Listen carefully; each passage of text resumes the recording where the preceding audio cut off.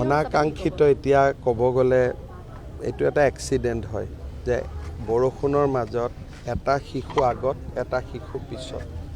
এতিয়া আমিতো সদায় পেপাৰে পত্ৰ এনাউন্স কৰি থাকোঁ যে হেলমেট নিপিন্ধাকৈ স্কুটাৰ নচলাব, বাইকত 3জনকৈ নুঠাব, স্কুটাৰত 3জনকৈ নুঠাব।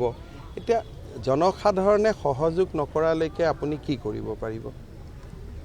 আমি সদায় কৈ থাকোঁ যে বাইকত 2জনৰ কাৰণে যদি কোনোবাই যদি 3জন উঠায়, কোনোবাই যদি হেলমেটটো পিন্ধিব লাগে বুলি আমি কওঁ, হেলমেট নিপিন্ধে, তাত আপুনি কি কৰিব পাৰিব?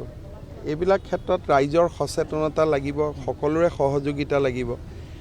ইমান বৰষুণৰ মাজত যি ধৰণে আমি সিদিনাখন গুৱাহাটীৰ পৰিৱেশ হৈছিলে, সেই পৰিৱেশৰ মাজত ইয়াক দুৰ্ঘটনা বুলি কোৱাৰ বাদেতো একো উপায় নাই। আৰু এনেকুৱা ঘটনা আপুনি ৰোধ কৰিব পৰাৰ কাৰণেও সকলোৱে এটা যে ইমান বৰষুণত আমি স্কুটাৰখন নচলাওঁ, বৰষুণ পাৰ হৈ যোৱাৰ পিছত স্কুটাৰখন চলাম।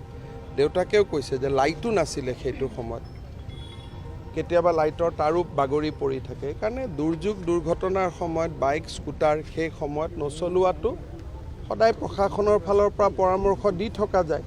এতিয়া কোনোবাই পৰামৰ্শ মানিব, কোনোবাই পৰামৰ্শ নামানিব। আপুনি কাক জোৰ কৰি কি কৰিব পাৰে? জোৰ কৰিতো কাকো একো বুজাব নোৱাৰে। যেতিয়ালৈকে NDRF SDRFে যেতিয়ালৈকে ভাবে যে উদ্ধাৰ অভিযানটো চলাই থকা উচিত, তেতিয়ালৈকে তেওঁলোকে চলাব। কিন্তু যিটো ড্ৰেইনৰ কথা কৈছে, তেওঁলোকে প্ৰায় 7 বাৰ এতিয়ালৈকে চাৰ্জ কৰিছে। দেউতাকে নিজে 2-3বাৰ চাইছে। গতিকে তেওঁলোকে ভৰলুলৈকেও চাইছে। মই কৈছোঁ ভৰলু আৰু ভৰলুৰ একেবাৰে চুইচ গেটলৈকে চাই দিয়ক, যাতে কোনো কাৰণ ক'ৰবাত নহয় ক'ৰবাতটোতো ওলাবই লাগিব।